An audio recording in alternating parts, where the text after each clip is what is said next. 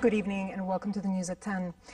His Majesty King Abdullah held talks with Philippine President Rodrigo Duterte at Al Husseiniya Palace on ways to enhance bilateral relations and regional developments. Talks stressed on the need to further develop cooperation in the economic, investment, tourism, energy, mining and military fields. The different privileges and incentives offered by the Jordanian economy were also highlighted, including opportunities provided through the kingdom's strategic location as a gateway to international markets, especially in the region and East Africa. Moreover, discussions touched on the free trade agreements that Jordan has signed with various countries. On the Palestinian front, His Majesty stressed the need for a just and lasting peace for the Palestinian cause based on the two-state solution and the establishment of an independent Palestinian state with East Jerusalem as its capital. Talks also covered anti-terrorism efforts and the need for regional and international coordination. Please, if you'll allow me, on behalf of myself, my family, the government of Jordan and the people of Jordan, to welcome you to Jordan on this historical occasion, because as the first president of the great nation of the Philippines, this is truly an honor and a historic moment for all of us, and we're delighted to have you and your esteemed colleagues here. And I'm confident that your presence here will really give us a momentum into the future on so many fields. And I believe that this is a new era of cooperation. And I hope that this is an opportunity for me then to be able to come back to visit your country, not only with our government officials, but to bring Jordanian private sector to also look at the tremendous opportunities that your country has to offer. I would also like most profoundly to thank the people of Jordan, Your Highness, for hosting so many thousands of Filipinos to earn their living. I also thank for Your Kindness, benevolence. I have heard they've been treated very, very well, and so I am very happy also to hear that. On the sidelines of the Philippine president's visit to the kingdom, the two countries signed a number of memorandums of understanding, MOUs. An MOU was signed on political consultations between the Ministry of Foreign Affairs and Expatriates and the Philippine Foreign Ministry, signed by the two countries' foreign ministers. Another MOU was signed on defense cooperation between the Jordanian Armed Forces Arab Army and the Ministry of National Defense of the Republic of the Philippines, which was signed by the chairman of the Joint Chiefs of Staff and the Philippine Minister of National Defense. A cooperation framework was signed in the field of employment of domestic workers, and an MOU was signed in the field of labor cooperation by the two countries' ministers of labor. Another MOU was signed on investment by the kingdom's Minister of State for Investment Affairs and the Philippine Minister of Industry and Trade.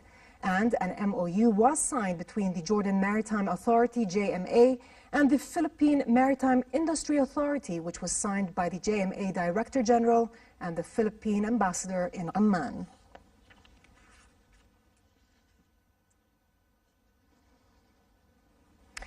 His Majesty the King, the Supreme Commander of the Jordan Armed Forces Arab Army, and the Philippine President Rodrigo Duterte attended a counter-terrorism military exercise at King Abdullah II Special Operations Training Center.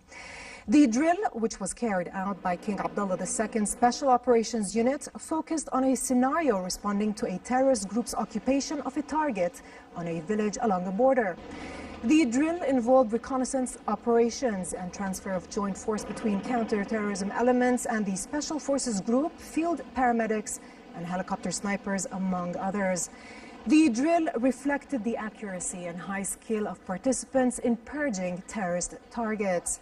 His Majesty and the Philippine President also viewed the center's various products, which are manufactured by the King Abdullah II Design and Development Bureau, CADB.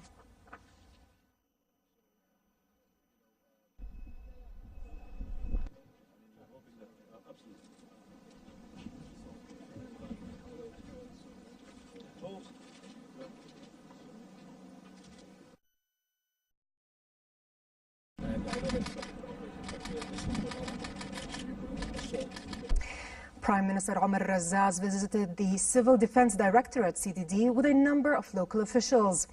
Razaz was briefed on the CDD's duties, responsibilities and its future plans. The Prime Minister also checked on the CDD's latest advanced command and control vehicle, which is equipped with modern communications and operation technologies, making it a mobile command and control room for all military apparatuses. The vehicle also features monitor screens and cameras for better field monitoring of major road accidents.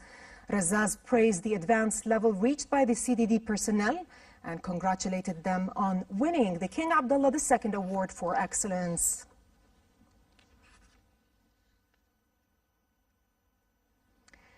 Minister of Foreign Affairs and Expatriates Ayman al-Safadi met with acting U.S. Assistant Secretary of State for Population, Refugees and Migration, Carol O'Connell.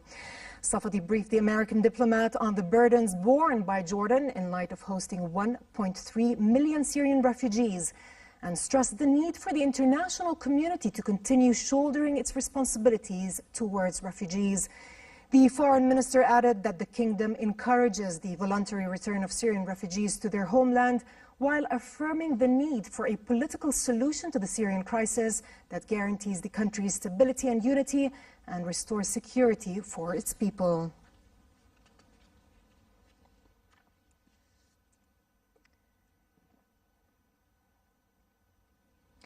Minister of Energy and Mineral Resources Hala Zawati said the fuel price difference in each electricity bill is not tax.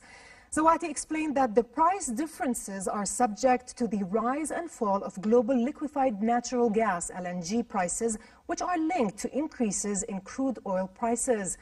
During her visit to Irbid District Electricity Company, Zawati said that the local pricing rates are adjusted every 3 months according to purchase contracts. She said that this is why last month's difference rate remained the same, adding that in the event crude prices fall in the future, the rate will decrease accordingly. And finally, the weather outlook. The late hours bring cooler weather, while tomorrow it will be moderate in most areas as temperatures further drop 3 to 4 degrees below their seasonal normal. The Jordan Valley, Dead Sea and the Gulf of Aqaba will have relatively hot weather. Amman should expect daytime highs of 29 degrees and lows of below 20, while Aqaba's highs reach only 37 degrees and drop down to 25 at night.